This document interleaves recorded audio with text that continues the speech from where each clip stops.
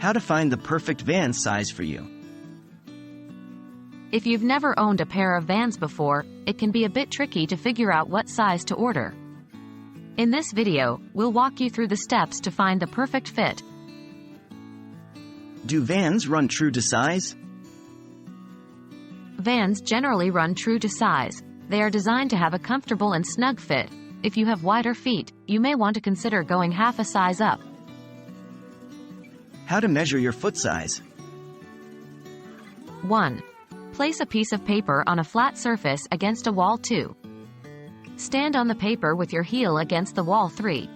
Mark the longest part of your foot on the paper. 4. Measure the distance from the wall to the mark in inches or centimeters. 5. Use a shoe size conversion chart to find your corresponding Vans size.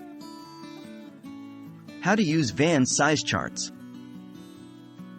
Vans offers size charts for both men and women. These charts show the relationship between foot length and shoe size.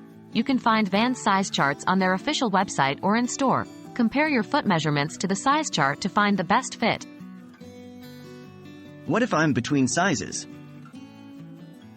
If you're between sizes, it's generally recommended to size up.